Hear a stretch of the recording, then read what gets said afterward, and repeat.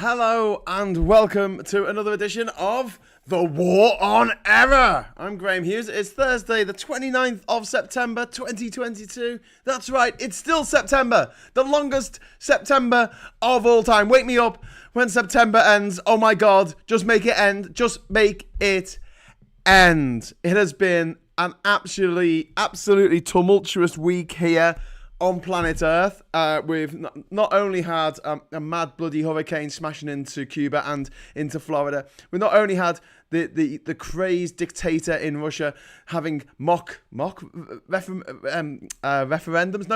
Blag referendums. You know the style that the British government and the likes of Nigel Farage really approve of. You know, blag referendums where everyone just cheats and they have like ballot boxes that are transparent so you can see the way people have voted, and they turn up at your house at gunpoint to make you vote. Yeah, free and fair elections in the 4 new parts of Russia that have just been annexed by a madman. Meanwhile, about 50,000 people, maybe more, are fleeing the borders of Russia into places like Georgia, which was invaded by Russia in 2008, ironically enough. They're running in there saying, please help us. Can we be refugees in your country? If I was Georgia, I'd be like, yeah. But all of this was overshadowed by, on Friday, Kwasi Kwarteng, who is our third Chancellor of the summer, he has decided to create a mini budget, which is like a budget, except in a normal budget, right? What they do is they tell you where they're going to make cuts in taxing or changes to tax, let's just say. And then they say what they're going to spend it on, right? And then they're going to say how they're going to raise the money. Okay, there's three big things in the budget. Okay, you need all three. You need to know, like, how much tax people have to pay. Yeah, number one. You've got to say, you know, what you're going to spend it on. That's number 2. And then number 3, you got to say where you're going to get the money back. What you're going to get the money from, which is a bit of a circular thing because it goes back to the tax. Anyway, so Kwasi Kwarteng, in his infinite wisdom, because he's a multimillionaire and went to Eton, I think one of those posh schools, he decided to am I actually streaming here? I'm not getting any more chat up. Hang on, just one moment, people. I may have made a terrible mistake. I've come online by mistake. I'm probably getting buzzers in my pocket, people saying, Graham, we can't hear you. Yes, sorry. Yes, you are live. Oh, thank God for that. Sorry, I had a problem with the messages not refreshing. So from when I went live, no more messages have come up on my other screen. I'm like, oh, what? Anyway, so to about Kwasi Kwarteng. So he stands up and he goes, right, we're going to cut taxes for millionaires. What? Yeah, millionaires. We're going to cut taxes for millionaires because they're really freaking out about the heating bills this winter. Oh, okay. So we're going to save the average millionaire £55,000 a year in tax, which is twice the amount that a nurse gets in a year in pay. And with that money, we're going to... oh, no, hang on. No, that's minus money. Okay, so there's going to be a black hole in the economy, in the budget that's going to be paid for somehow. Okay, so how are you going to pay for that thing? Are you gonna not spend any money on anything? No, we are going to spend money. We're going to give a fuckload of your money to, get this, the energy companies. You know the ones that every other country in Europe has put a windfall tax on? Yeah. Well, instead of taking money off them for their ill-gotten gains, which is basically war profiteering, we're going to actually give them money. More accurately, we're going to give them £170 billion of your money over the next 2 years. And we're going to pay for that by tax cuts. Now, I was explaining this to my stepdaughter, and she was like, but hang on. If they're spending loads of money and then they're cutting taxes, how do they make the money to give to the energy companies? To which everyone goes and sells all of their stocks and shares and their pounds and their government gilts and anything else they've got in Britain. It's a fire sale. Everything must go. Sorry, guys, ladies. It's just the way it is, you know. You're going to have a budget. You're not going to tell us how you're going to raise the money for the budget. You're going to spook the markets. All the markets, including the pork markets. You're going to spook the banks, even the Arab banks. You're going to spook everybody. And as a result of Kwasi Kwarteng's kamikaze budget, not mine, kamikaze budget, he managed to get the pound, which this time last year was worth about $1.30, to $1.03 a couple of days ago. It went down to $1.03. It almost hit parity with the dollar. Wow. So the pound is crashing. Inward investment is crashing. The Bank of England has just had to spend over £50 billion of your money because they've got to ask the government for it back. They've spent £50 billion buying government gilts. Gilts isn't like the guilt you feel after you run over a child on Christmas Day. No, this is like a government bond thing where you buy a share off the government and then you pay it back after 2 years or 4 years or whatever. I think the banks are on 20-year gilts to try and get the market back up to normal.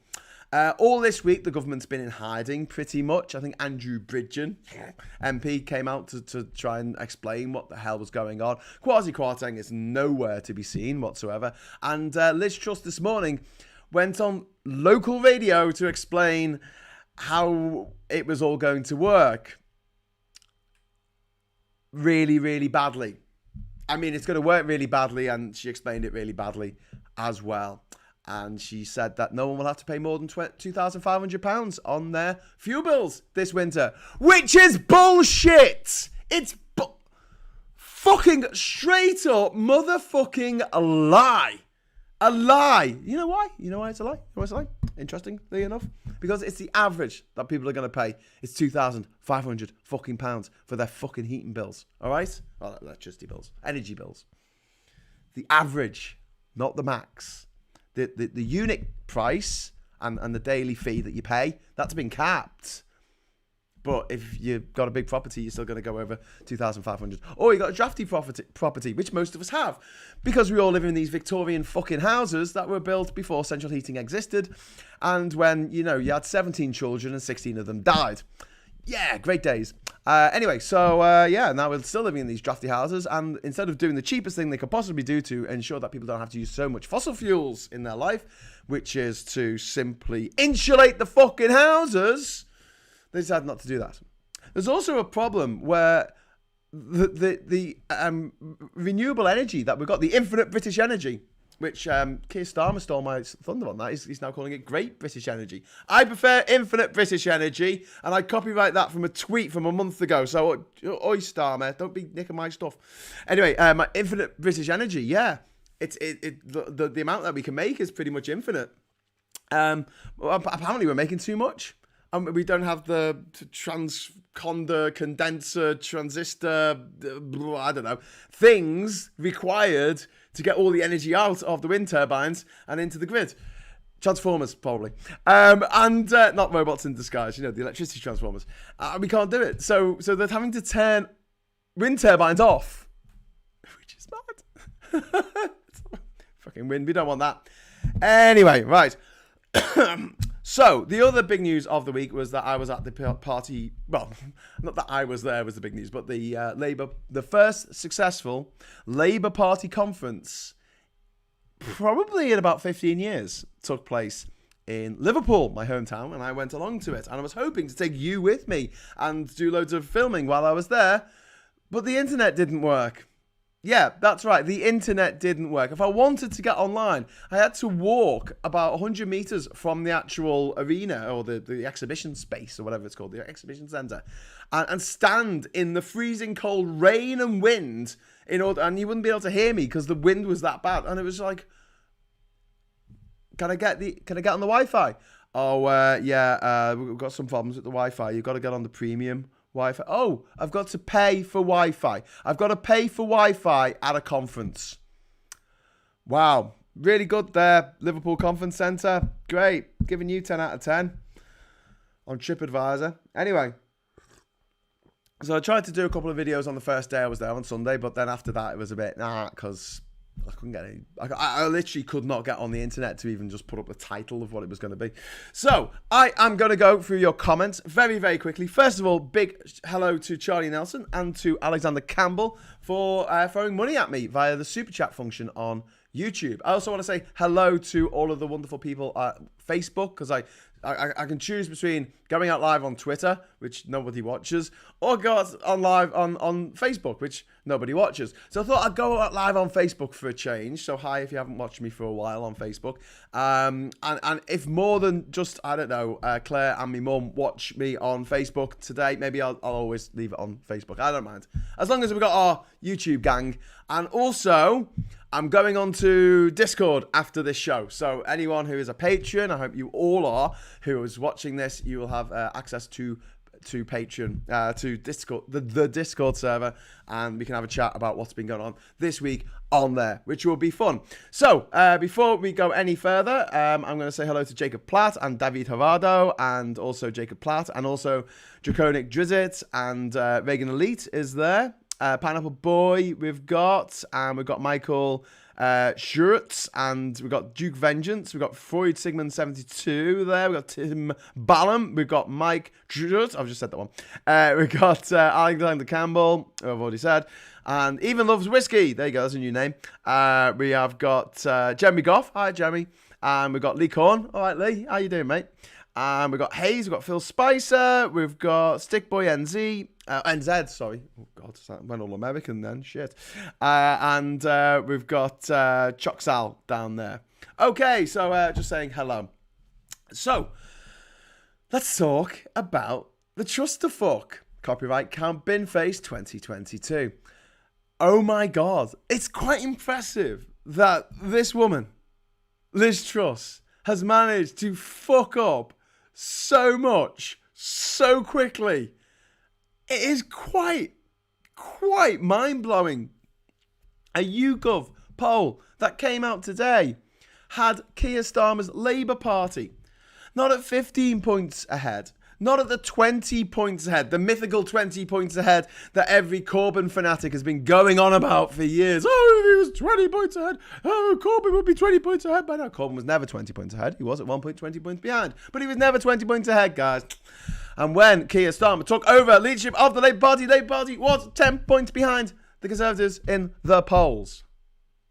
And now it's not just 20% ahead. It's not just 25% ahead. It's not just 30% ahead. No, but get this.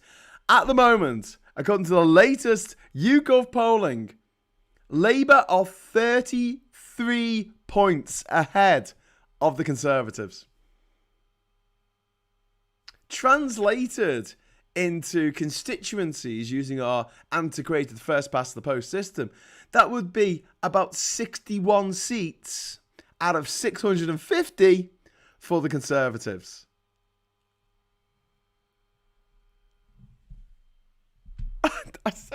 Don't worry, the sound hasn't gone off. I'm just like, wow.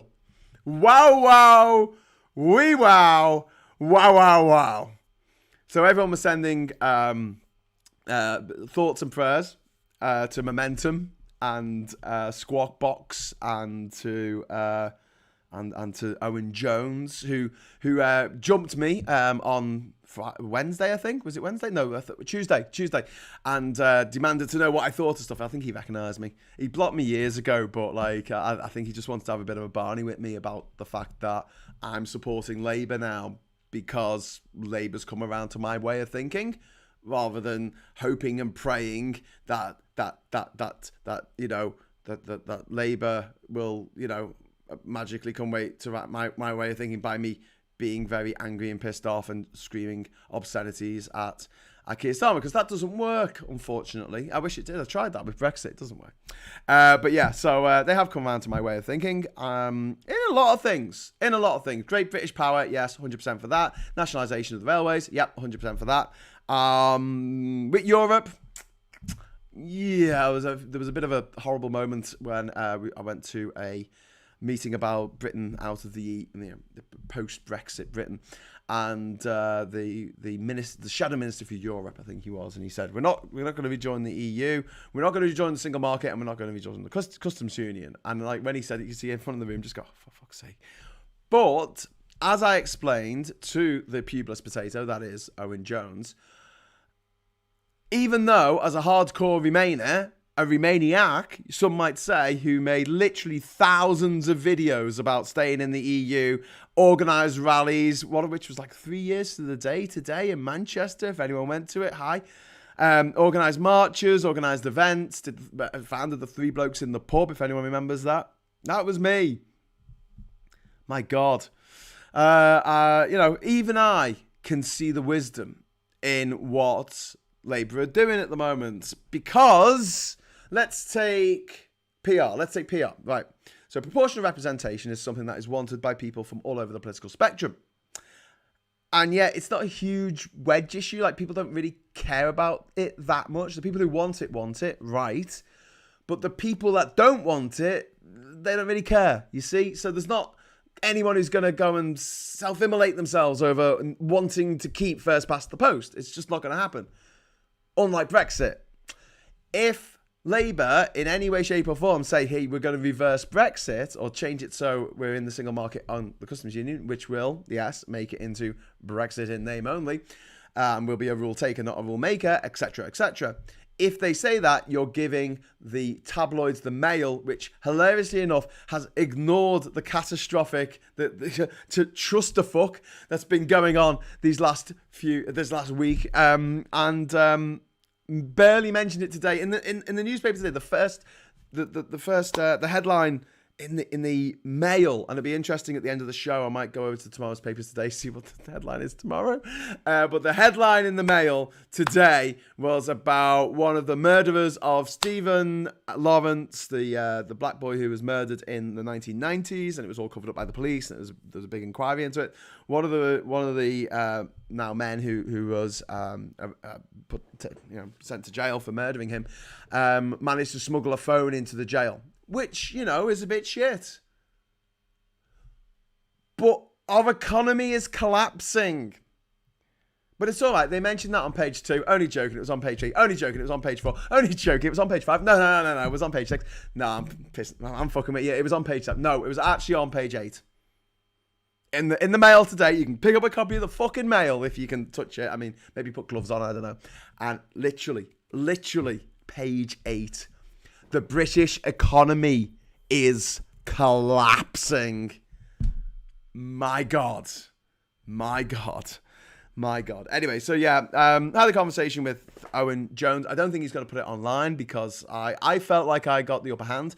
Although when he said, oh, you've got to stick to what you say, and he said that he was going to do these things and he hasn't done these things. I don't really know what it is that he said that he didn't do, but whatever. So what about 1997?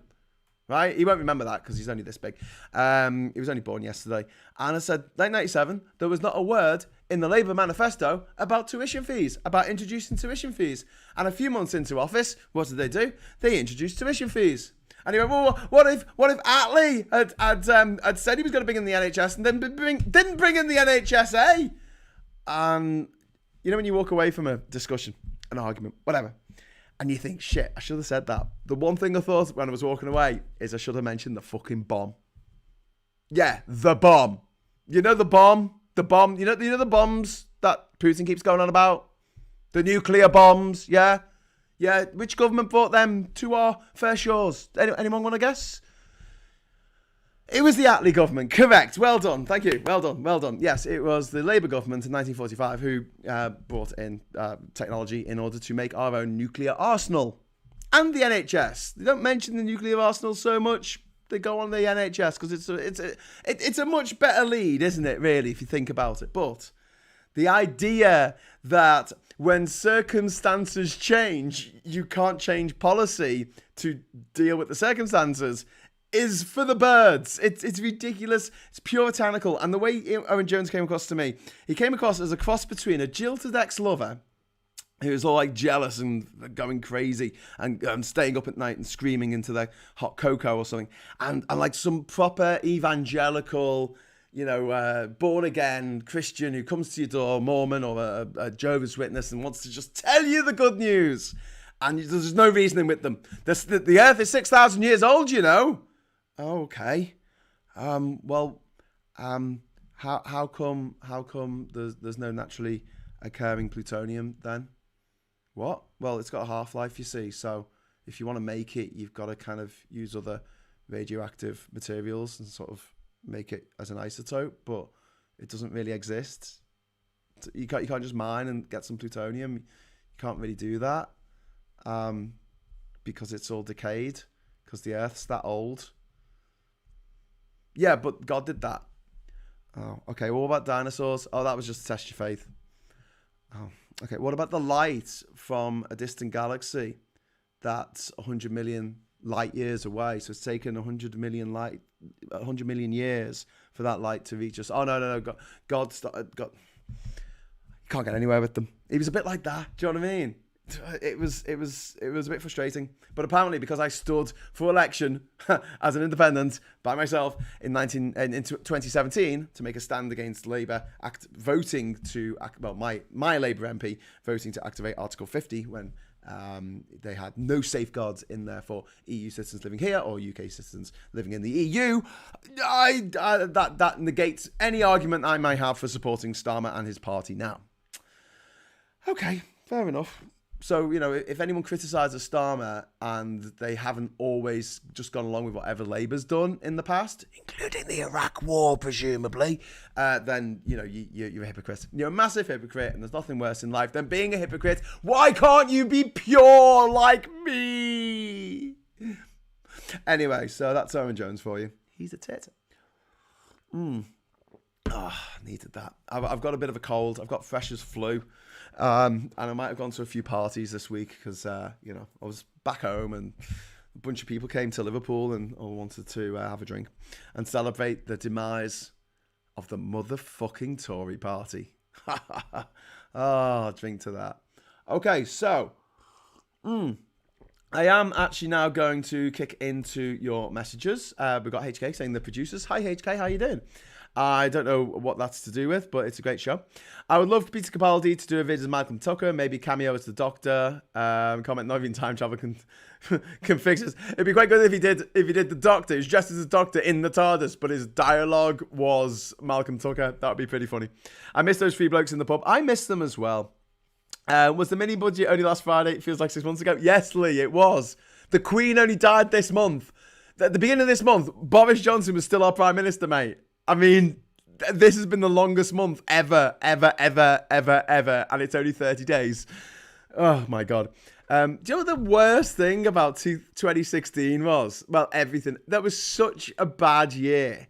But not only was it a leap year, so we got an extra fucking day of fucking 2016 in which all of our favourite celebrities died, in which Brexit won, Trump won, all the bad people in the world fucking won, Putin fucking won. It was horrible. Not only did we get an extra leap day, we also got an extra leap second, because as it orbits the sun, the Earth wobbles a bit as it goes round because of the gravitational pull of the moon. So as we're going around, it's not like the moon is going smoothly around us and we're going smoothly around the sun. We're kind of jostling a little bit as we go, and it creates a differential in time between actually where we are around the sun and how long it takes to get around the sun. Only about a second every few years, but you've got to reset everything to account for that second. One of the reasons for that is GPS. GPS satellites have to have very, very, very accurate clocks, because if the clocks aren't set every day, because they run at a different time to the time on the Earth, because we have gravity and they don't, and gravity affects time. Yo, Einstein. And it means that their clocks run at a slightly different rate than our clocks down here on Earth. Mad, I know, but if those clocks get out of sync, because it's sussing out between three satellites or more, but let's say the basics, 3 satellites, they're working out how long it takes to get the signal to you and then the signal to get back, or the signal to go out from you and go back, whatever it is. They're calculating the time it takes, and from the time it takes, they can give you an accurate representation of where you are on the planet up to the meter. And obviously, if one of the clocks is out on one of those satellites, then it might very much drive you into a ditch if you're relying on it to get somewhere on your TomTom Go. Remember them? So anyway, yes, and that's why we had to have an extra second added on to 2016, which was already a fucking ball ache of a year, and it got an extra second, which pissed me off. Anyway, right. Wouldn't it be ironic if in 4 weeks' time the government gets forced into a general election, which would feel like 2 years since last week? That's very true, Draconic.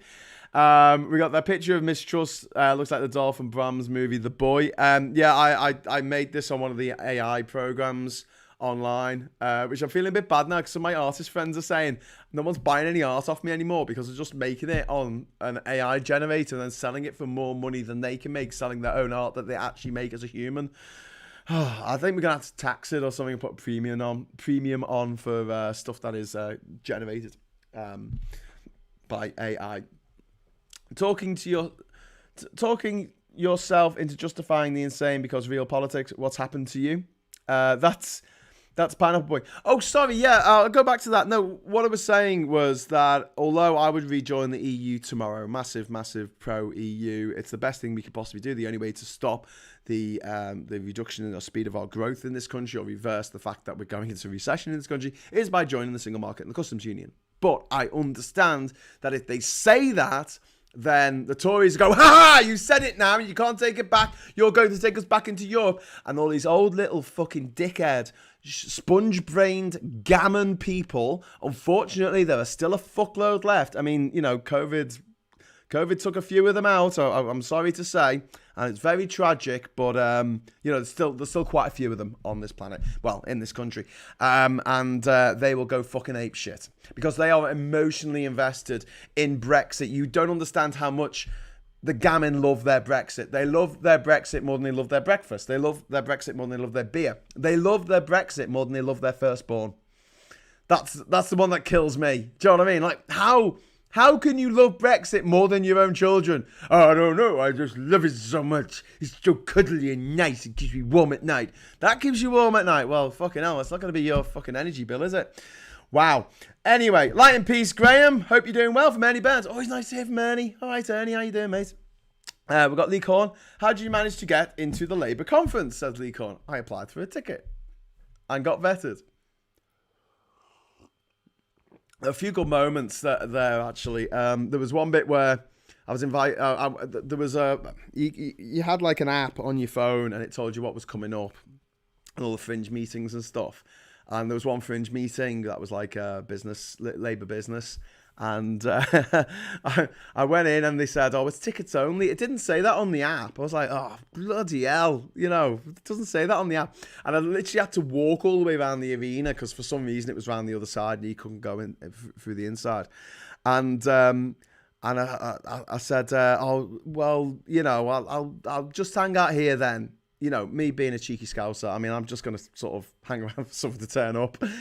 Maybe I'll see a familiar face. I don't know. Something will happen. And then a couple of minutes later, Johnny Reynolds, who is the shadow business secretary, came through the door and went, all right, Graham. And I said, can I come in? And he goes, yeah, sure. And I went in with him. I was like, yeah. So that was quite nice. A couple of people recognised me from different stuff. Like I had some recognised me from Three Blokes in the Pub and this sort of stuff that I do. Few from the travel stuff that I've done. I had one person recognise me from what was it? Global Scouts Day, and madly enough, and this is the maddest one. I was getting a taxi home one night, and the guy driving was a guy. I think he was from Bangladesh, but he was a Scouser. Let's say Bangladeshi heritage, and yeah, we were driving home, and I was talking about the fact that I lived in Botham now because my girlfriend lives here, who I used to go to school with. I was telling the story about how we reconnected years and years after the fact, and I said something about I think she just really liked my house parties, and he said, "Are you Graham Hughes?" And I was like, what? Yeah? And he goes, oh, I heard about your parties. Literally 25 years ago, the parties that I threw in Liverpool were so notorious that this random taxi driver was like, yeah, you that guy who used to have those parties 25 years ago. So that was a bit bad. But yeah, so it was like, there were a few people who knew who I was. That was good. I'm sure Owen Jones probably recognised me at the back of his mind from somewhere. I don't know where I've cropped up on his particular radar. But there were a load of boss people there. Steve Bray was there, creating noise and playing a version of the Chicken Song that I hadn't heard before. Mike Galsworthy was there. He got in. There were quite a few of us who got in, and we were like, can't believe we got in. Super Tansky wanted to go, and we're going to make sure that she goes next year. So next year it's in Liverpool as well. But she was gutted that she couldn't make it. So yeah, we'll get Super Tansky in next year, which will be boss. And we had Steve Gavin from Liverpool for Europe, and Brenda and Audrey from Liverpool for Europe. So there were quite a few Liverpool for Europe people there representing, you know. And as soon as Labour are back in power, we'll be doing more than representing, my friends. We'll be doing more than representing. Well, there you go. Oh, it's quite fun. Okay, so where are we? Jones is just a believer like Boris. Yeah, he is. He's a lunatic. Oh my God, there's loads of messages. If you definitely want me to read your message, you got to throw me a super chat because there's so many that I haven't read and I probably won't make it through all of them. Anyone see Mick Lynch on Have I Got News For You last week? When asked about Brexit, he said, "I'm glad the democratic will of the British people has been carried out. Yes, Mick, and today's mess is the result." Feckle Puny, I couldn't agree more. I did have fun though. I went up to Ian Dale off LBC and I said, "So, has anyone mistaken you for Mick Lynch yet?" And he just put his head in his hands and went, "Oh, for fuck's sake," which was quite funny because he doesn't half look like Mick Lynch. And he was like, Gammon Box News was there. Like GB News was broadcasting from the Labour conference. I saw them on the first day. And I had a copy of the Mirror in my hand. And I just, you know when you got like a newspaper folded in your hand, I just involuntarily started to like roll it up as though I was about to swat a fly. And the European movement stand was like right next to the Gammon Box stand. Or the Gammon Box mini studio that they had set up. And I just thought, do you know what I want to do? Just wait till I can see that the presenters presenting to the camera and just twat them on the back of the head with a newspaper while they're presenting. But that would have got me thrown out of the conference, and I needed to be there to meet people and you know, press the flesh and all that jazz. And so I decided not to. Sorry, my anarchist streak used to run a lot stronger. If it had been a gig, I probably would have been prepared to get thrown out, because every gig I've ever been to that I've got thrown out of, and I've got thrown out of a few actually, you just walk right back round into the gig, because the bouncers never bother to radio to the people at the front, "Keep the ginger guy out, the ginger scouser, don't let him back." Anyway, top tip, just walk back in. Okay, GPS satellite clocks are funny. They run faster because they're up in the gravity well, and slower because they go rather fast. Yes, something like that. Don Donovan says, perhaps Liz Truss stupidity affects time as well. That's why this month is so long. Oh my God, yeah. It's been commented that she's so dense, she has her own event horizon. So yeah, that could be the case. QA Library, if they're selling art, hope to tell the banners that there's no copyright protection on it and they cannot TM it for a company logo. Oh, that's interesting. Those gammons are still invested in the Blitz. Unfortunately, that is very true. Even those who weren't around then, yeah, more so the ones who weren't around, I find. I don't know, this is a response to Jeremy Goff from Reagan Elise. I don't know, but I do know they were going to have a band or something on the last day of conference, but pulled out. I didn't see a band, but we crashed the Mirror party. The Mirror is in the newspaper. They sponsor a party every year, apparently, at the end of the Labour Party conference, and managed to sneak in. There was a group of people who just managed to get in. You're supposed to have your name down on a list or something, and I just sort of tagged along the back of them and looked like I was supposed to be there. And look, if you look like you're supposed to be there, they generally let you in to things. That's my top tip. You know, just don't take no for an answer. Anyway, so we went in, and Lisa Nandy, John Ashworth, is it? And Angela Rayner and Wes Streeting did karaoke. And they were pretty good, actually. Better than me. But there you go. It was fun. That was fun. And that little twat from Gammon Box News, Tom Harwood, he was dancing on the stage, like singing along to all the songs, like a mad bastard. And then around midnight, they played Things Can Only Get Better by D-Ream and handed out copies of The Mirror, which would be a bit mad. But the front cover of The Mirror on I guess, Thursday was that Labour were going to save the world or something. And so everyone's holding up these newspapers saying, Labour's going to save the world. And everyone's thinking things will only get better. And it was great. It was really good. And I was thinking, this is vibes at 97, baby. But also, I was also thinking in the back of my head, after it was at 1992 conference when Neil Kinnock said to go home and prepare for government, and they got beaten in the election. Is Ian Dale on our side now? I don't think so. Draconic, thank you very much for the £5 super chat. I love you. Should have held a sign saying they're lying to you in the background of GBB's homage to EU Parliament. That would be good, actually. Yeah, but the thing is, there was 2 cameras on the presenter. I think they did that on purpose so you couldn't.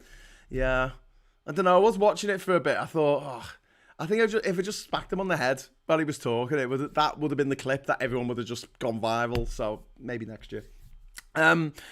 I dropped my medication on the floor. That's from Duke Vengeance. When they resend the updated time to the GPS satellites, do they adjust for the delay in global positioning, kind of reverse GPS? I don't know what they do, Lee Corn. I'm not that kind of data scientist. Pineapple Boy, communication scientist, I should say. Labour Lexiteers keep me on the Lib Dem path, though they could be more rejoined too.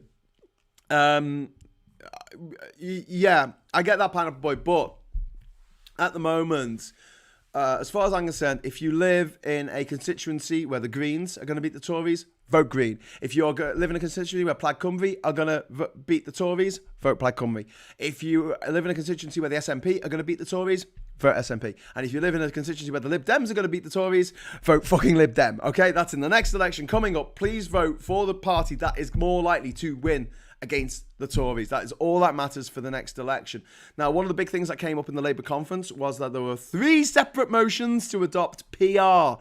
So, although the leadership can ignore this, like I said earlier, it's not really in their interest to, because there are people who passionately want PR, and there's not that many people who are wedded to first past the post, and it's never really served us very well. I'm 43 years old. 30 of the years I've been on this planet have been under Tory rule. When I say it like that, it's so fucking depressing. And actually, when I'm 45, they're still going to be in power. When I'm a 45-degree angle, when I'm acute, rather than obtuse. Okay, a few months ago, I asked a friend who voted for Brexit what benefit he's getting. He replied to me, only a few can taste the Brexit. That's actually quite a good line, David. Only the select few can taste the Brexit. For the rest of you, it tastes like raw sewage on your beaches and in your rivers. I should make adverts. Neil Kinnock, 1992, always at the back of my mind when Labour starts congratulating on winning the next election. Lee, I'm on it. I feel like voting them, but worried they will keep the Tories in power.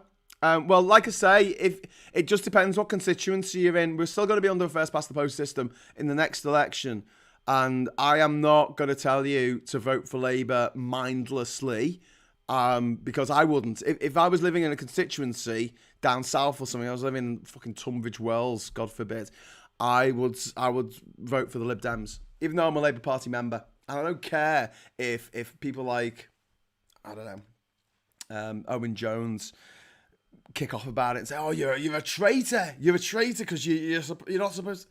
Fuck off. No, you've got to, what is it? Any port in a storm. I was trying to think of a good metaphor or idiom. I couldn't think of one. Something about when the devil takes the hindmost or something. But basically, it's a fucking emergency. We need to get these twats out of power by any means necessary. Now, the means that I would like to use are not quite legal, so I can't get that many people to join me in doing them. So I'll wait for an election. Hopefully it's not going to be 2 years. Hopefully this government's just going to absolutely fall apart. Oh my God.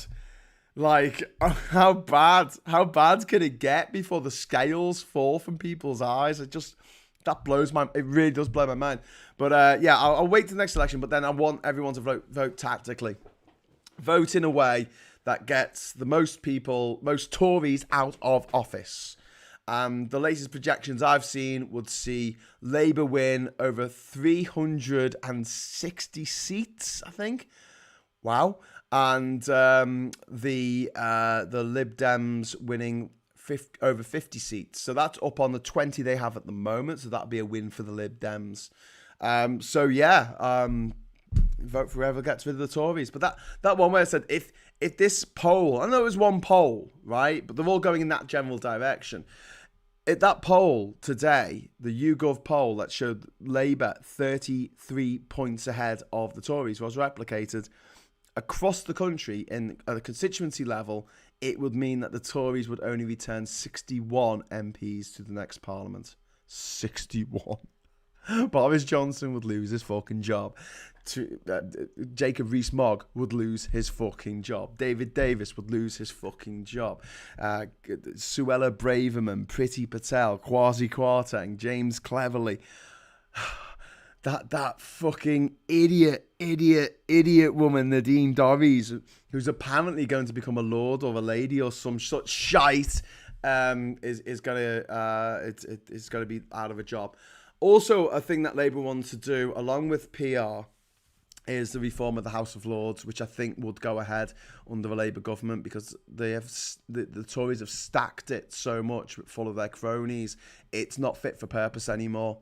And as a result of that means that we have to destroy it, which is fine. I've never liked the House of Lords, but when you put people like Lady Semtex, Claire Fox, who defended the IRA's bombing of Warrington, which killed 2 lads younger than me at the time, she defended their right to bomb children. We call her Lady Semtex as a result. This woman who defended Gary Glitter's right to download child porn.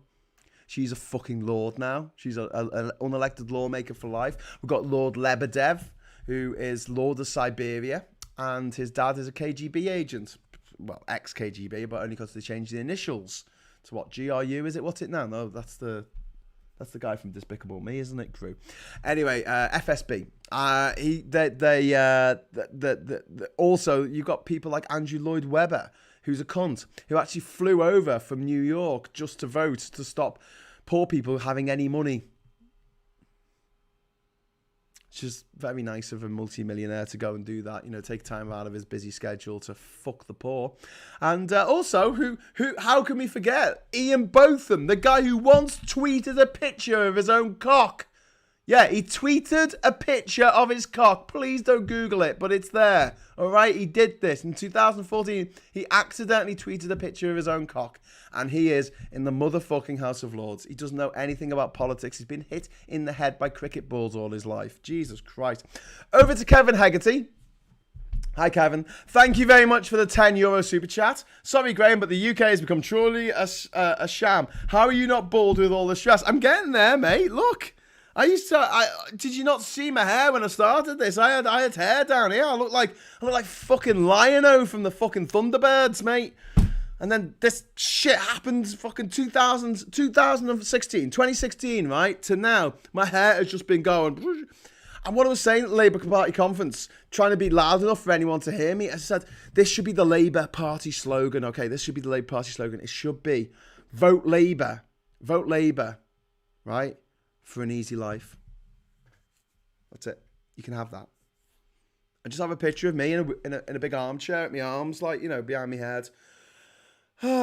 Just big grin on my face, big comfy slippers. In the foreground of the picture, I've got these big comfy slippers on, and it's nice and warm, and I've got nice heating on, and I'm just relaxed. Vote Labour for a decent night's kip. And just have someone in bed asleep, not worrying about the fucking bills, or about their job, or about their mortgage, or about how they're going to feed their fucking kids, or how they're going to keep their fucking grandfather alive, or how they're going to just get on in life because these Tory motherfuckers are fucking us. And they have been fucking us for the last 12 fucking years. And finally, it seems that the British fucking population is finally waking up to the fact. And they're finally saying, I'm sick of this shit. I'm mad as hell, and I'm not going to take it anymore. But yeah, maybe that could be the slogan, Kevin. Maybe it could be, vote Labour so your fucking hair grows back. Jesus Christ. Anyway, Anthony, Oh my God, clicked on the thumbnail, expect to see Graham's lovely face. Didn't expect to be visually assaulted by the image of the love child of Liz Truss and Angela Legerson. Oh, sorry about that. Yeah, that is in the corner. She's staring at you, and you can tell what she's thinking. Yeah, she's thinking, pork markets! Anyway, I remember the ads 1987 election for tactical voting. Nothing has changed since. Yeah, it has, Lee, because in 1997, people voted tactically. The then Labour leader, Tony Blair, had a non-aggression pact with the then Liberal leader, Paddy Ashdown. It was a lovely bloke, actually. They decided not to really go against each other in any given constituency, where it looked like they weren't going to be the second place, or they couldn't win, I should say. So any constituency that they knew they couldn't win, they put in a half-arse campaign. I would like to see a change in the Labour constitution so they can actually stand down candidates, so they can actually play the system that way. Because don't forget, UKIP, or the Brexit Party, or whatever the fuck it was calling itself at the end there, in the 2019 election, actually stood down candidates in certain constituencies to take votes away from Labour in certain constituencies and not take away from the Conservatives in others. So they did a pact with the Conservatives and stitched up our democracy. It appeared that Starmer pandered so much to red wall racists prior to the Tories self-imploding that the current polling in even more pro-EU stance would have put Labour in a very strong position, says Nick. I think I've addressed this, Nick. I genuinely get what they're doing at the moment, because they're trying to make it so there's nothing that you can really criticise Labour for and say, oh, no, they're mad. They want to do all this mad shit. It's all fucking crazy. And they're trying to make their messaging simple. Because, you talk to these mad fucking shrivel-eyed Corbynites and they go, oh, the 2019 manifesto was beautiful. It was incredible. Fuck off! It was over 100 fucking pages. What was in it? I don't fucking know. Who reads a fucking 100-page fucking manifesto? I'll just about read a leaflet if it's handed to me in the street before I throw it in the fucking bin. You've got to have 3 fucking words. I can take that. I'm too busy. What the fuck? Who reads a 100-page manifesto? Unless you're really bored. You've just done a massive fucking shit and it's there right next to you in the toilet. There's nothing else to read and your phone's broken. Maybe then you might read, I don't know, the first 20 pages. If that. 100-page manifesto. Fucking hell, Labour. What were you thinking? Well, I know what they were thinking. They were thinking, let the Tories win. And they did. In an election that didn't need to fucking happen. So when Owen Jones and his little cunty mates, right, tell me that I'm a Tory enabler because I wasn't a big supporter of Corbyn. What about Corbyn? The biggest Tory enabler in history. The guy who signed up to an election in the middle of winter when his cunting party was 20 cunting points behind the other fucking party, and he individually was the most unpopular leader of a Democratic Party in the world. In history. That's the most remarkable thing in history. He was more unpopular than Michael fucking Foot. He was more unpopular than William Hague. He was more unpopular than fucking Ian Duncan fucking Donuts. That's how he was more unpopular than fucking Trump. He was more unpopular than Trump. And he went, yeah, we'll have an election in the middle of winter. Even though our party's really unpopular and our policies are really unpopular, we've managed to antagonise the Brexiteers and we've also managed to antagonise the Remainers. Well done, dickhead. Tory enabler. Fucking hell, don't get me started. Anyway, that was a bit of a rant, wasn't it? I've had to tactical vote all my life, says Lee Corn. Move. What was this? Dr. Rupert Hook. Was that Rupert Hook said something about Kwasi Kwarteng not really being black or something? She got kicked out of the party, or she lost the whip or something. Tell me more. But yeah, that was a pain, because we were talking about that on the last day. We're like, oh wow, fucking hell, nothing went wrong. And then someone went, actually, and then showed me the news report. I was like, oh, for fuck's sake. Yes, fuck off the Lords. I met a load of people this weekend as well. Not just people that I knew, but also I met Keir Starmer, which was nice. I met Angela Rayner. I met Lisa Nandy. I met Emily Thornberry. I met Jess Phillips, which was nice. I also met Will Hutton. We've met before, actually. And Will Hutton is a political writer, and I actually had to read his books when I was studying politics in the 90s in Manchester. I actually had to read his books, and then getting to meet him in real life was quite fun. And he gave quite an impassioned speech about how important Europe is to Britain, and the fact that the only way back to economic solvency in this country is via the single market and the customs union. Who else did I say hello to? Quite a few other people. Wes Streeton, I saw Wes. I just saw hello, shook the hand, usually. And I also had the opportunity to pitch an idea to Ed Miliband, who is the Shadow Secretary of State for Energy, or Green Energy, or the green stuff, climate. And they had the panel of the 3 people stood up and said, Labour have pledged to spend £28 billion a year on green energy, so on green stuff, on basically getting us to net zero by 2030. Fucking fantastic. So they had 3 people standing up giving their pitches on like what we need to do. One guy was all about replanting trees, rewilding, peat bogs, all that kind of stuff. One was talking about animals, I think, and the environment, bringing habitats back. And another one was talking about energy distribution, I think. At the end of it, they said to the audience, anyone got a pitch here? And I'm like, me. Because I've got loads of pitches. I've got pitches coming out my fucking sleeves, fucking coming out my arse. And I said, I've got one. It's called the Sea Natural Project, like carbon natural, like a natural, like a musical symbol. I'll stop rabbiting, Graham. And I said, look, what we need to do is we need to harness the natural power, the power of the rivalry between Liverpool and Manchester. And we need to set up this challenge, and we need to get the energy companies, the fossil fuel companies, to pay for a big prize fund of £1 billion, let them put their money where their mouth is. And the challenge is this. It's very simple. There is £1 billion on the table, and whichever city gets to net zero first gets the money. And that would do 2 things. It would do 2 things that Scousers absolutely love. 1, a competition. Who doesn't love a competition? 2, sticking one to the Manx.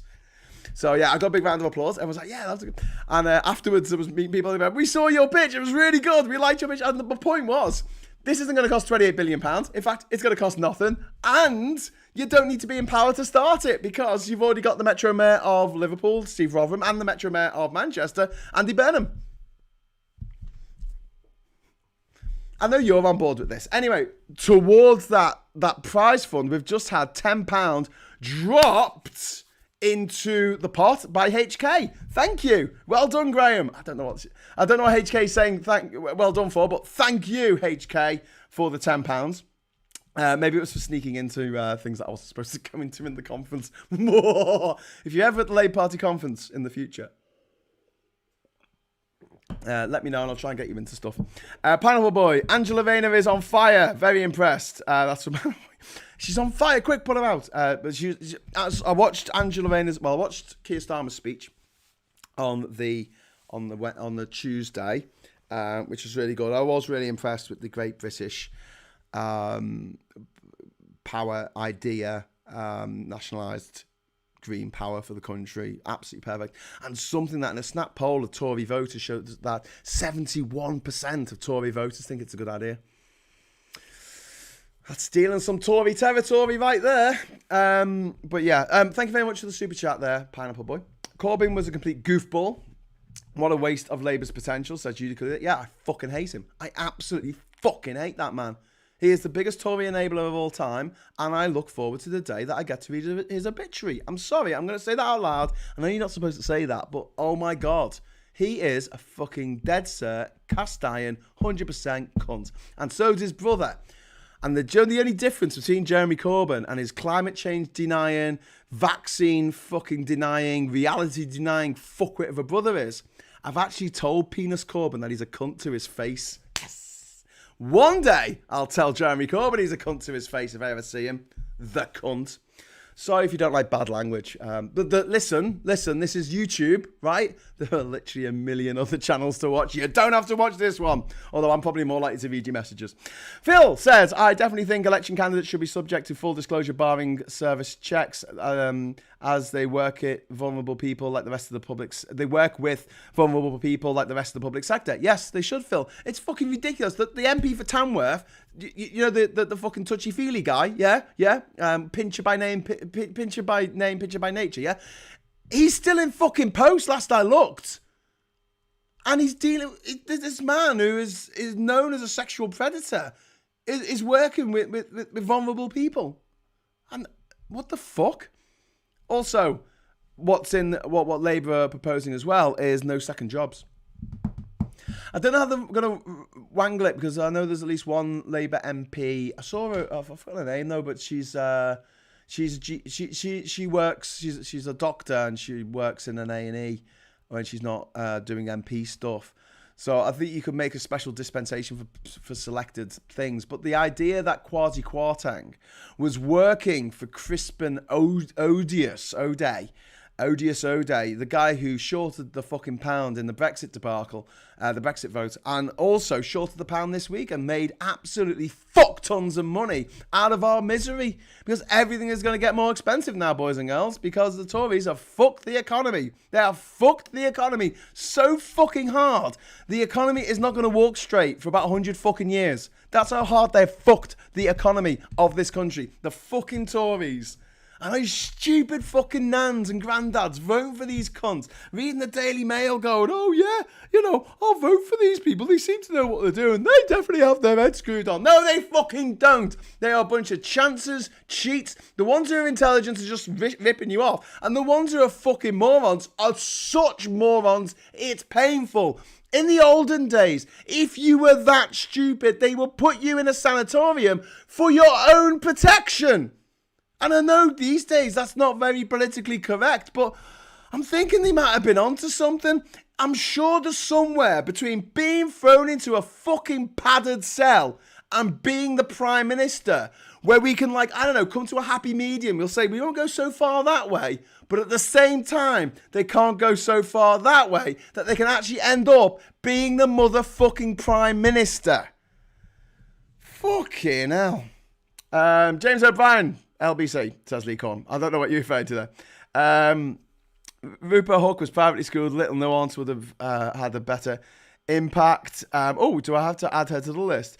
Freud Sigmund, 72. I remember that part in time. Corbyn was like most popular boys' names. Do these parents and boys in question now feel like complete dickheads? What? Corbyn? They called that maybe Jeremy. They wouldn't call the kid Corbyn, would they? What about people who called their kids Daenerys or whatever her name is from Game of Thrones, the one who went mad at the end and burnt everyone to death? Shit. I've called my child Norman after Norman Bates. He did a really good job of cleaning up after his mother's crimes. I thought he was a very good chap. Never saw the end of the movie. Lee Corn. I went to my son's school's opening evening day. Same school as Owen Jones. Not one mention of him. Unlike Bridge Hall Primary, who have a wall dedicated to former pupils Angela Rayner and Phil Foden. Oh, fantastic. I've been back to my school to give a talk for the GCSE prize giving, and also I'm on the Where Are They Now page on not just my school but also my university, which is Manchester University, which is one of the biggest universities in the country. So to get on the Where Are They Now pages, yeah, or the alumni, whatever the fuck they call it, yeah. Yo, I still don't have a blue tick on fucking Twitter though, the bastards. Go on Facebook. Not Game of Thrones season 8 this year. Thanks for reminding us. Not thought. Okay. Sorry, mate. Sorry for bringing up that terrible memory. I should have done a content warning, shouldn't I? I really should have just flashed it on the screen. Content warning! I'm going to mention Game of Thrones, the fucking episode, season 8, and 7 was shite as well. I've been watching The House of the Dragon, and it's shite. It's just so slow. It's like molasses. It's like watching a fucking, it's like watching a glacier. You know, you set a camera up and you put it on so it just takes like one photo a day or something. You keep coming back to it, and then eventually you put the photos together. It looks like it's moving like a river. Yeah, it's a bit like that. Except you're not getting to watch it sped up. You're just watching it like one photo a day. It's so slow. You know, in the original Game of Thrones show, they had like 5 storylines going on at once. There was like the Wall, there was the shit going on in the north, there was shit going on in King's Landing, there was shit going on over the water in Essos. You know, there was like lots of different storylines to follow. Well, this has got one storyline, and it's basically King doesn't know who should succeed him when he dies. It's so boring. It's shite. I am enjoying Rings of Power. I've got to say, I'm really enjoying it. My inner geek squeals a lot while I'm watching it. I'm like, oh, they're in Numenor. They're in Numenor. They're in Numenor. And they come out and they go, welcome to Numenor. And I'm like, yes, they're in Numenor. And I'm a bit like that. So you probably shouldn't watch that with me. But also, I am quite enjoying it. I think they've done a very good job so far. I don't know what anyone else thinks, so I don't read the reviews. But I'm enjoying it. Like watching a glacier. Yes, indeed. Andor is good. That's somebody called. I haven't watched Andor yet because there's just so many shows on at the moment that I want. There's Rick and Morty's back, for fuck's sake. I've only seen 2 of the episodes. There's 4 now.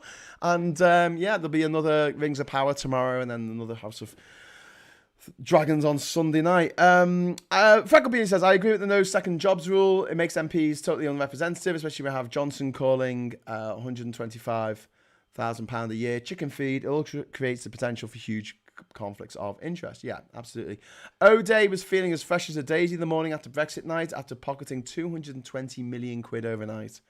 What a cunt. What a fat, odious cunt. I really hope that when, you know, inevitable happens, it's fucking painful. I hope he screams. Anyway, I saw you, Graham, walking into the Labour conference live on Channel 4. Oh, thanks, Sugarfree. I was at Mike Galsworthy at that time. If I'd known I was on Channel 4, I would have done a silly walk. I would have done like a kind of walk. Do you know what I mean? Just some daft walk. And just go, oh, there's me doing a daft walk. I didn't know it was on, so I was just walking. Anyway, so that was good. Starmer needs to realise the time for timid triangulation was the 1990s. Now in 2020s, the politics, you either go big or go home. That's MRC. Well, mate, is Labour, if they are 30 points ahead in the polls, then I'm just going to leave them to it because I don't want to second guess what they should be doing. I kind of feel at the moment that they are a little bit overcautious, but I fucking understand why. We're not just talking about a party that, you know, lost an election. It lost 4 fucking elections in a fucking row to the shittest government that this country has ever seen. And the last one, it lost by a fucking landslide. The worst election result for Labour since 1935. And these whiny little Corbynites going, but no, Graham, you got the biggest vote share that we've ever had. Fuck the vote share. It doesn't matter. You know what? Winners win, okay? Losers always whine about doing their best. Winners go home and fuck the prom queen. Yeah. If anyone gets what movie that's from, you win a lollipop. Anyway, the point is, there is no prize for second place in politics. You either become an MP or you don't become an MP. Your party either gets a seat in the House of Commons or you don't get a seat in the House of Commons. That's it. It's fucking binary. We don't have a PR system. It's first past the fucking post. And just before anyone jumps in and says, yes, well, Italy has the PR system and they've just elected a motherfucking fascist, a genuine fascist, because the last time Italy elected a fascist, that went so well for Italy. 500,000 Italians died. Violent deaths. Violent, painful deaths. 500,000. Last time they put a fascist in charge. And they've done it again.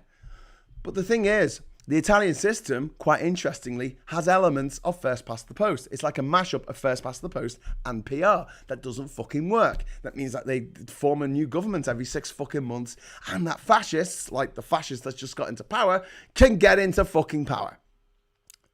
Not all PR systems are the same. Not all democracies are the same. But there's got to be something better than a system in which a party can get 43% of the votes and 80 seats more than anyone else put together in the House of Commons. Just saying. The Rock. Love The Rock. Great film. Yes, it was from The Rock. Sean Connery. Anthony Higgins. Rings of Power is pretty but boring. House of Dragon is still set up territory. I'm enjoying it. Definitely more narrow in scope than GOT. I think Rings of Power, yeah, I understand if you're saying it's boring.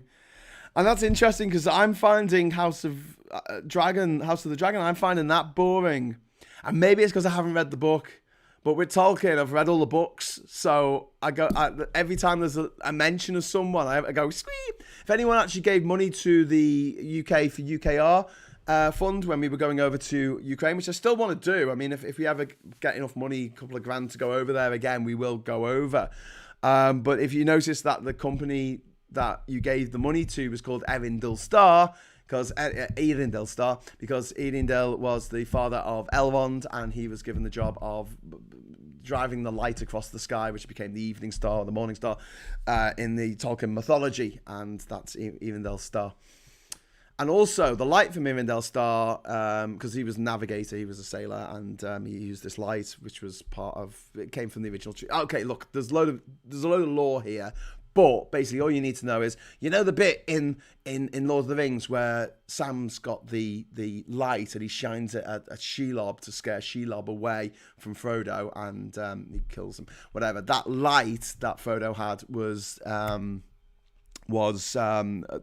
given to him by Galadriel, and she said, "This is the light from Eärendil Star." And they mentioned Eärendil, and I was like, "Yeah, I named my company after him," because one of the reasons was that there's an evil company called Planeteer, which is named after the Seeing Stones, the evil Seeing Stones that make you go mad in Lord of the Rings. And I thought, they're going to name their fucking company after something evil from Lord of the Rings. I'm going to name my company after something nice from Lord of the Rings. And hope I don't get done for copyright. Draconic, thank you very much for the £5 super chat. You are a fucking legend. When O'Day meets the inevitable, as in 99.9% tax, especially for him, I hope he screams in agony at being bankrupted. Yeah. I was thinking more like, some kind of situation in which I get to say the words, "And if you scream, the mechanism lowers you even slower." I'll leave it up to your imagination and what might be happening there.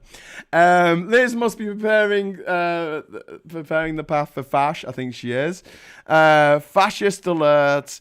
Uli Gluda, is a German PR system pretty functional? I remember the large and small coalitions that allowed Germany to develop economically. In some respects, but at the same time, with Angela Merkel, she was in power for like the best part of 20 fucking years, man. That's too long for anyone to be in power. Although she wasn't like the worst fucking leader that Germany's ever had. There's some competition there, guys.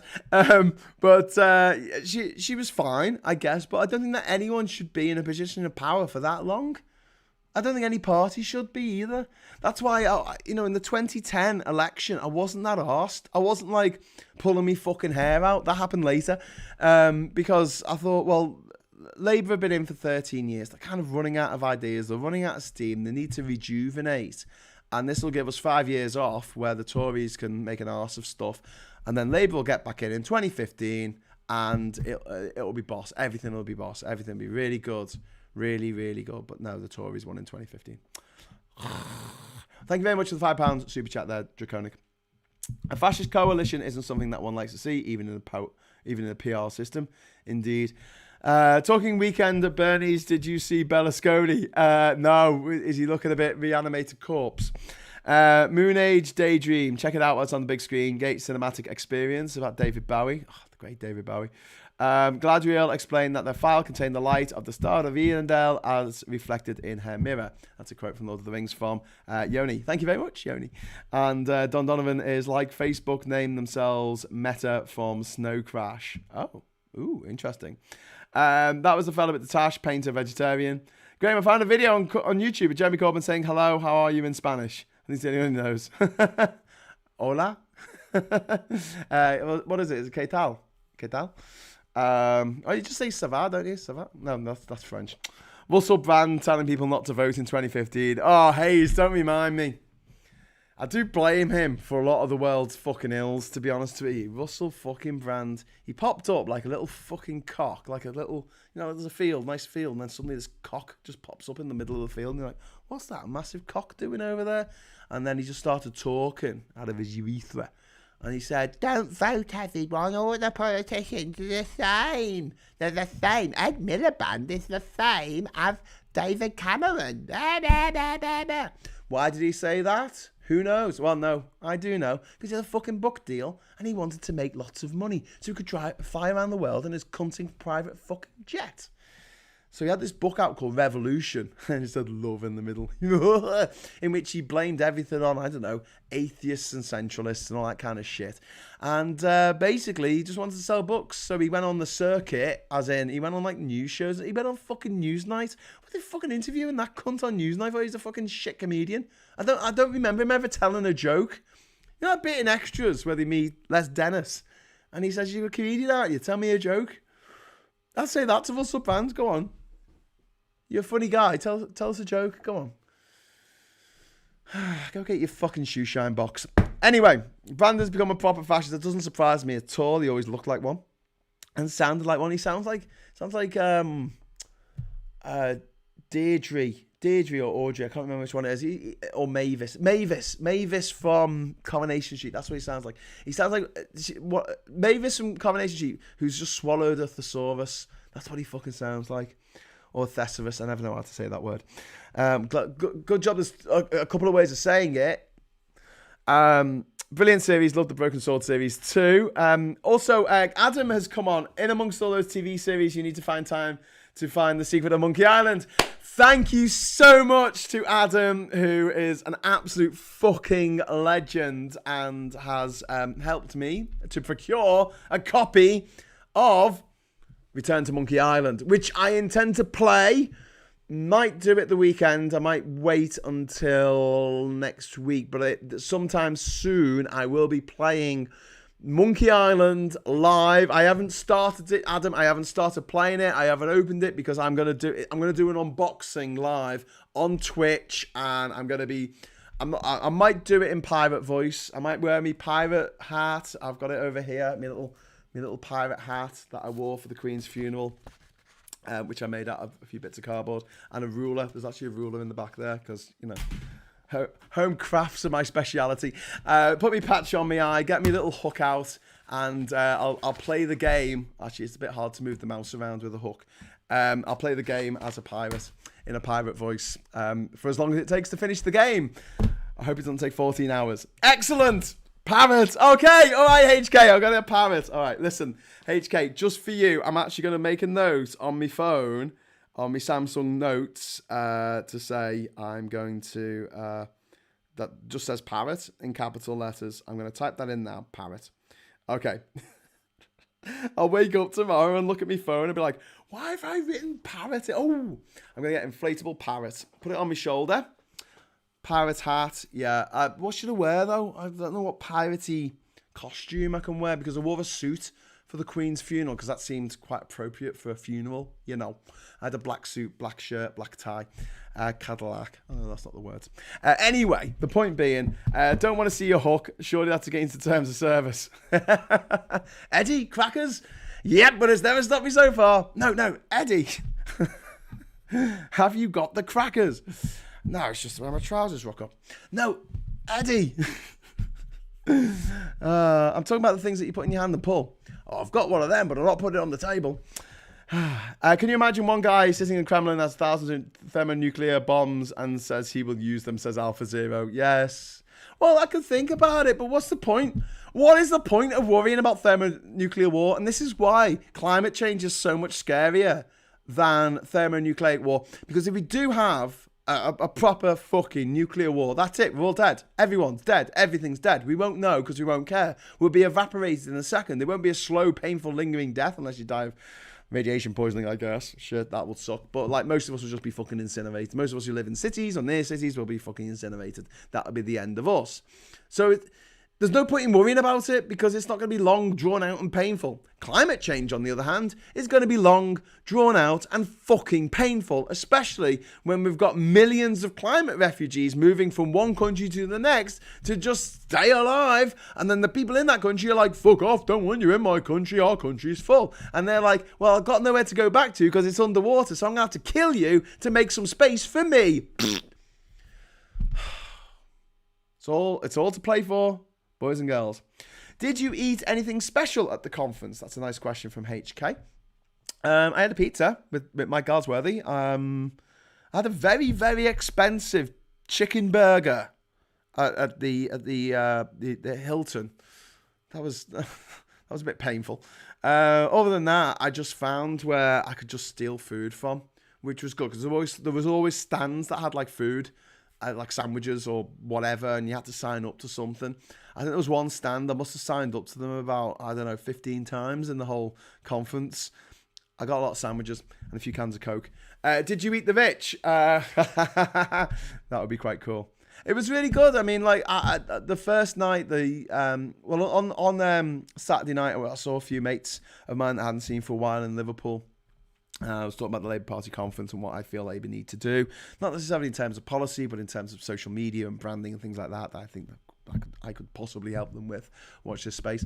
And then on the Sunday, that was just sort of me walking around the conference. And I've been to a Labour conference before, seeing some old faces. That was nice. And then afterwards, I ended up I went to the Northwest Social, and that was all free drinks. And then we ran out of drinks. Then West Streeton came in and said, we've run out of drinks, but because Labour delivers, we're going to get more drinks. And everyone went, hey, more drinks. And then I went out to town. I think we went to Salt Dog Slims, and that closed at about 2. And then we went to Mojo, which is open till 4. Yeah. And I was in conference the next morning at 10 o'clock. I don't know how. It was like being back at school. And then, on the Tuesday night, I went to the European Movement. They had a social thing in Liverpool. And one of the things is that even if you don't have a pass to go into the actual conference itself, there's usually fringe events on the outside that you can get into, that as long as you know they're on. So if you are in Liverpool next year, or you want to go to Lib Dem conference or whatever, if you download the app, it'll tell you if there's events and talks that you don't need a ticket for. So there was one that I went to in like the Hilton Hotel, and you didn't need a ticket for it. Anyone could have just gone in. But yeah, there were a few social events like that as well, which is quite cool. And then after that, I went to the Irish. They had an Irish party. Oh my god! So that was another boozy night. And then on the Tuesday, that's when we had the. Was it the Tuesday? Yeah, the Tuesday was the big piss up in the Mirror, not in the Mirror, in the Revolution Bar in the Albert Dock. That was the Mirror party, and that was a lot of fun, I've got to say. It was quite boozy. A lot to singing along. They did not only the Madness mega mix, they also did the Grease mega mix as well. Anyway, Quasi Quartang, we stop consumer spending collapsed 300% on power gas prices. If you want a mortgage, you're going to get to 55%. They now want to charge you 10% plus. Indeed. Lee, I can't believe one of my comments was held for moderation. Yes, I'm a mod. Oh shit! Did you put a link in it or something, Lee? I don't know. Putin is a bad, evil man. Yes, he is, David. Well spotted. Russell Brand, this isn't draconic. Russell Brand is doing QAnon adjacent conspiracy grifting, including an extensive interview on agriculture reform with a woman responsible for famine in India. Sorry, fucking hell. I've always hated him. I've always hated Russell Brand from the fucking get-go. Even before he destroyed the life of a woman who had the misfortune to sleep with him by phoning up her granddad and bragging about how he slept with her on national fucking radio. On national fucking radio. And I was talking to someone at the BBC once, I won't say who, but they told me that Russell Brand was a bit like what they assumed Rolf Harris was like back in the day to women. Yeah, a bit hands-on, if you know what I mean. He's a man that should have been destroyed by the Me Too movement, but for some reason fucking wasn't. But yeah, I've hated him from the fucking get-go. He is a monumental cunt, that guy. And it breaks my heart when, you meet someone and you think, you're pretty cool, and you're getting on really well, and then they say, I really like Russell Brand, and you're like, we can't be friends anymore. Get out of my bed. Anyway, Graham, can't wait to see you play Monkey Island dressed as a pirate, talking in your pirate voice. Thank you very much, David. I can't wait either. Graham, your arg is very sexy. I don't think it is. Can we call him quasi-accounting? Oh, that's very good. I like that, Feck Up Uni. Yeah, Manuel from Fawlty Towers was her granddad, yeah. They destroyed the relationship between her and her granddad. And then he died shortly after that. And they never patched it up. If someone did that to someone in my fucking family, I would hunt that cunt down. I would fucking hunt them down for that. That's time that she should have had with her granddad. Time for love and wisdom and respect in the last few years of her granddad's life that she missed out on, and she can never get that back. Because some unfunny cunt thought it would be funny to slut shame a woman he slept with on the fucking radio. Like, how dare he show his fucking face in public after that? Go and live in a fucking cave somewhere in Nova Scotia. Don't give a fuck. Gobshite. Graham, you're 100% spot on. Thank you very much, HK. I think the people watching this kind of get along with what my point of view on the world on most things. I know we argue about things now and again, but generally speaking, oh, mate, calling a motherfucking cunt is quite cathartic, especially when people go, yes.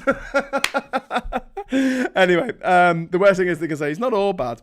Anyway, listen, I've rabbited on an extra 20 minutes than I was intending, but I am going to go over to the Discord server now. So if you are a patron, you should have access to the Discord server. Now, if you don't have access to the Discord server, if I just give you my website address, apparently none of the links work on this, so I've got to fix this bloody website at some point. It's Graham David Hughes at, oh god, I've just typed in me fucking just typed in my email address. I don't want that coming up. Sorry, it's grahamdavidhughes.com. Shit. Well done again. Thank you very much, HK, for the £10 super chat. That's amazing. If you head over to grahamdavidhughes.com, shit, my email's still coming up on the screen there. I better shut this down quickly and then edit off the end of the video. It's in the video now. Too late. I'm trying to get fucking signed up to every fucking mailing list now. Don't sign me up to mailing lists. If you want to go over to my website, grahamdavidhughes.com, and leave me a message at the bottom there, that comes right through to me somehow. Oh my god, that's so annoying that's come up on the screen. I'm just gonna have to go back in time. Maybe I should just go back in time. And there you go. Oh dear, where's the chat gone? Just me and Vince has sent up and says, how was conference? Just spent the last hour and a half talking about the conference, just me and Vince. But I'm heading over to the Discord server now, so please join me over there, and we'll have a bit of a chat and a catch up, and I'll talk to you about what we're doing next in terms of just chats and collaborations with other YouTubers such as Supertansky and she's more of a TikToker, but you know what I mean, and also Phil and Maximilian. Patrick, why did he sit before select committee? I didn't know he did. Oh dear. Sorry to be so late. It's fine. Just me and Vids. Let's head over. Let's head over to the other side. Let's see you on the Discord. That will be good. So thank you so much for watching. Thank you for the super chats. So I'm not reading this off a screen. I'm just trying to find where the thing is for. Oh, I need to go up. Patrons. There we go. Okay, sorry. I was just trying to find the patron scheme. Okay, I'm going to look at you. Thank you very much for the super chats. Thank you very much, HK. Thank you very much, Patrick McCarthy. Everyone else who dropped the super chat today. Thank you for watching. Thank you for all your comments. Thank you to all my patrons and YouTube members. You are all absolutely fucking awesome. And I'll see you over in the Discord server in a little bit. Until next time, I'll say hello, good evening, welcome, and goodbye.